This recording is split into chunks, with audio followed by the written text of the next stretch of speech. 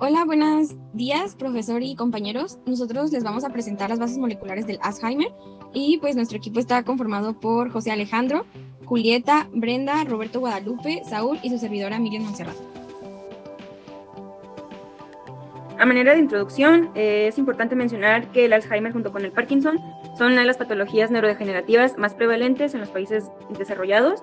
Los primeros reportes del Alzheimer fueron en 1906, dados por Alois Alzheimer, que fue un neuropatólogo, el cual nos dio un reporte en un informe relativo a los hallazgos anatomopatológicos post-mortem en el cerebro de una paciente de 51 años, la cual padecía demencia progresiva y alucinaciones. En su cerebro se reportó la presencia de placas seniles junto con ovillos neurofibrilares, los cuales serían hallazgos muy importantes para la fisiopatología de la enfermedad. Esta es definida como una patología neurodegenerativa que consiste en la atrofia cortical comenzando en el neurocórtex e hipocampo. Estos se encargan del control de la memoria y de las emociones, y estos se ven alterados en las fases iniciales. En fases avanzadas se comienzan a alterar las funciones motoras. Se caracteriza por el deterioro progresivo de la memoria, del habla y del sentido de la orientación, así como de las habilidades cognitivas, conductuales y psicológicas. Dentro de las bases histológicas hay dos elementos muy importantes para entender la fisiopatología del Alzheimer, que es la beta-amiloide y la proteína tau. El beta-amiloide es un aminoácido que resulta de la serie de catalizaciones del APP, que es la proteína precursora de amiloide, el cual su presencia masiva en las placas seniles se ha relacionado con la toxicidad de las neuronas, que va a causar una disfunción neuronal y va a representar una respuesta inflamatoria y finalmente la demencia. En esta imagen se puede ver cómo la proteína de la APP se va segmentando hasta crear el aminoácido del beta-amiloide a través de una serie de catalizaciones dada por las enzimas de la alfa-secretasa, la gamma-secretasa, beta-secretasa y la gamma-secretasa hasta quedar como el beta-amiloide. Por otro lado, la proteína tau, su función es servir como un tornillo al entramado de microtúbulos que se conforman en el citoesqueleto celular, que como ya sabemos, el citoesqueleto debe ser estable, pero al mismo tiempo debe permitir cambios en el perfil de la célula para poder tener interacciones con otras células y transporte de moléculas hacia el interior y hacia el exterior de la célula.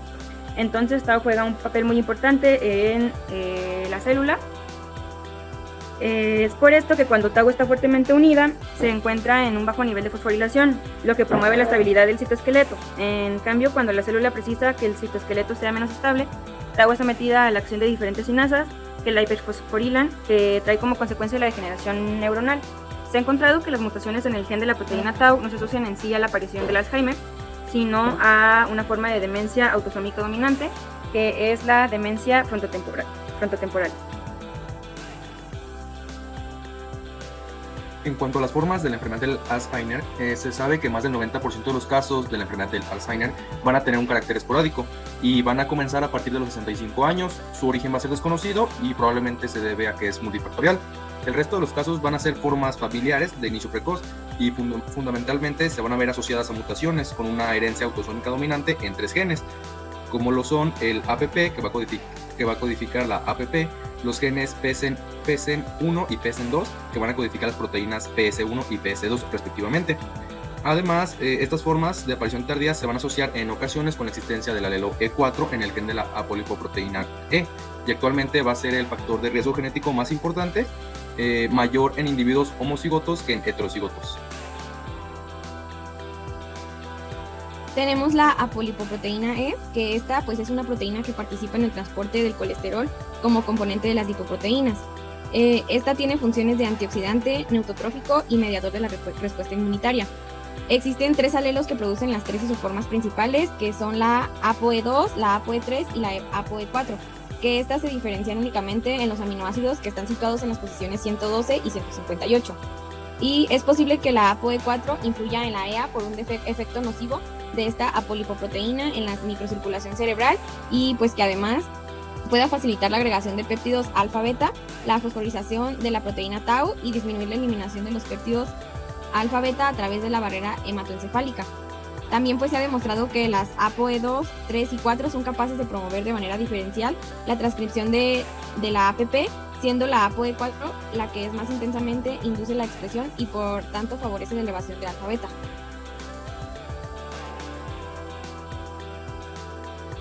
Ahora abordamos las alteraciones cerebrales y pérdida neuronal de la enfermedad de Alzheimer. Para empezar, pues tenemos la pérdida de sinapsis. Esta no se en las fases iniciales no se aprecia una muerte neuronal significativa, pero sí es evidente una atrofia hipocampal y más específicamente hay una disminución muy marcada de los contactos cerebrales. Es por esto que en estadios precoces esta enfermedad se conoce como de déficit sináptico, porque pues es lo que está más marcado. El deterioro cognitivo ligero nos va a disminuir el número de las sinapsis en el hipocampo y esto va a ocasionar que se realicen una serie de fenómenos compensatorios y pues son que las sinapsis supervivientes van a aumentar de tamaño. Una forma de medirla, este nivel de la pérdida, pues es en que se disminuye un 25% de la cantidad de proteína prosináptica sinaptofisina. Y conforme avanza esta enfermedad, la pérdida sináptica va a ser desproporcionalmente superior en relación con la pérdida total de neuronas. En modelos animales se han manifestado alteraciones en diversas vías de señalización intracelular que son implicadas en los procesos del tráfico vesicular. Estos van a dificultar el anclaje de receptores de membrana plasmática y la estabilidad que hay en ella, y pues por lo tanto va a haber una menor liberación de neurotransmisores al espacio sináptico. Ahora, la disminución de neurotrofinas y neurotransmisores, pues las neurotrofinas engloban a proteínas que inducen la proliferación, diferenciación y supervivencia tanto de neuronas como de la glía, por lo que tienen un papel en la memoria, aprendizaje y comportamiento. En fases más avanzadas se va a presentar una notable reducción de los niveles de los receptores de neurotrofinas, especialmente los que están localizados en neuronas colinérgicas, y también del factor neurotrófico, que es de la familia de las neurotrofinas, y pues va a aparecer con niveles reducidos igualmente. También va a haber una deficiencia de proyecciones neuronales colinérgicas que se asocia a la elevación de la beta-amiloide y la proteína tau. Y pues como un dato extra, experimentalmente se ha visto que la beta-amiloide se une a receptores de acetilcolina, que es lo que dificulta la secreción del neurotransmisor. También tenemos que los niveles de los receptores muscarínicos de acetilcolina van a estar muy reducidos en la enfermedad de Alzheimer. Los agonistas de receptores muscarínicos de tipo 1 van a activar la proteína cecinasa y se va a provocar una cascada señalizadora que va a incrementar el procesamiento no amiloidogénico de la APP. A esta observación hay que añadir que la activación de los receptores M1 va a reducir la fosforilización de la proteína tau.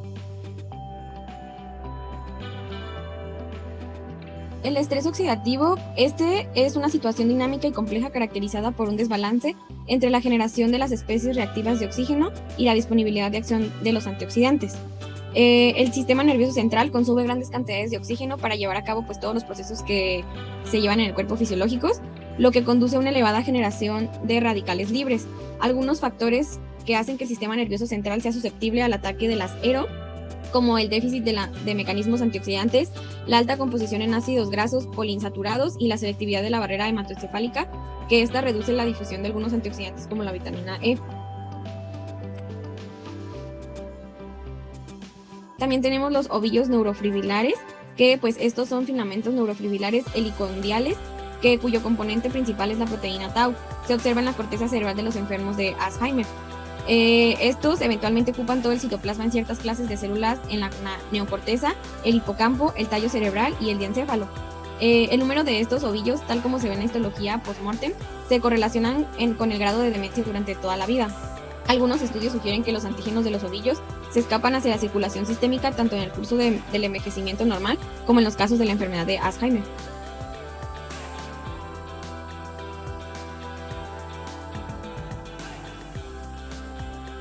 En pacientes con Alzheimer se va a presentar un aumento de la cantidad total de la proteína tau, que se va a encontrar en la forma hiperfosforilada. Esta puede estar en la forma tanto soluble en el citoplasma o forma parte de los NFTs.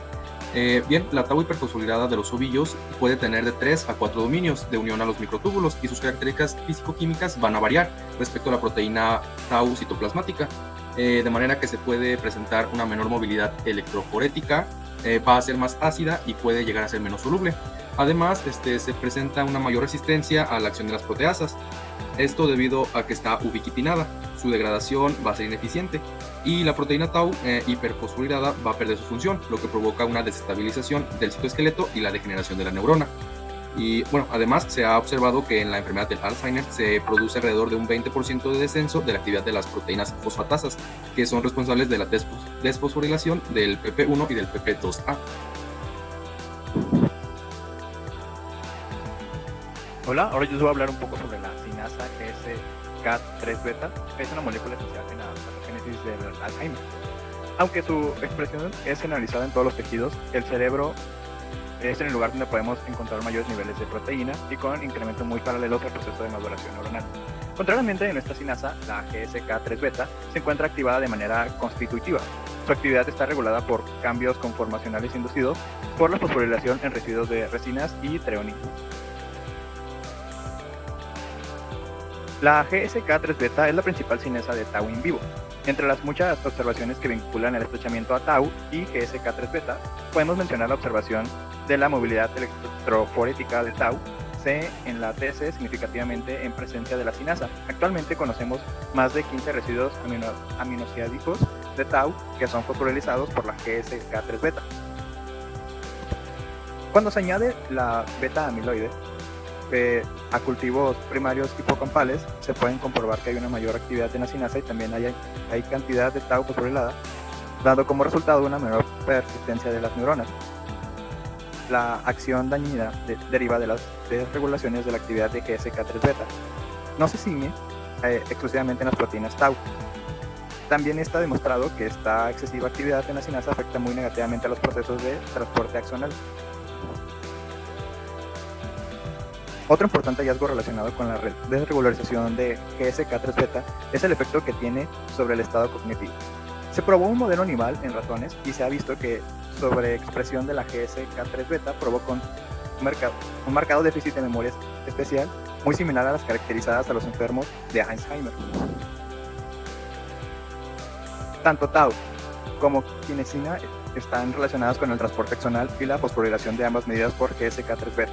Provoca fallos en este transporte y por lo tanto una disminución simpática que se manifiesta como una reducción notable en la actividad neuronal y por consiguiente la capacidad de formar memoria en los ratones. La proteína de unión a elementos de respuesta de AMPC, que son los CREPs, es otro de los sustratos de GSK3 beta. CREP regula la expresión de genes dependientes de los promotores con secuencias consensos de tipo CRE. Los productos de estos genes están vinculados con el proceso de adquisición y consolidación de la memoria. También se ha relacionado que la GSK3 beta está relacionada con la muerte neuronal. Bueno, ahora hablando sobre las placas de amiloide o seniles, esta es de las que constituyen los rasgos histopatológicos más definitorios de la enfermedad de Alzheimer. Esta se dice que hay un péptido presente de entre 36 a 43 aminoácidos denominado beta amiloide. Este más que nada inicia su acumulación en el cerebro, posterior hay una oligomerización dando lugar a fibras, luego hay la inducción de la formación de NFT, que esto inducirá una disfunción neuronal, a una respuesta inflamatoria grave y finalmente hasta llegar a la demencia. Se dice que hay una doble vía de protólisis de APP, que es la vía no amiloidogénica de procesamiento. Esta es mediada por las alfa y gamma secretasas, que evita la generación del beta amiloide. Por el contrario, la segunda vía, esta está mediada por la acción protolítica de las beta y gamma secretasas. Esta tiene como resultado la liberación del dominio beta amiloide de la APP y a la que denominamos vía amiloidogénica. En la enfermedad de Alzheimer esporádica, pues es por razones que aún no son conocidas. En esta hay un desequilibrio de la última forma del procesamiento y pues esto más que nada da idea de la denominamos con el nombre de hipótesis de amiloide. Finalmente, la propia toxicidad que ha demostrado el beta amiloide in vitro también sugiere su papel en la cascada neurodegenerativa.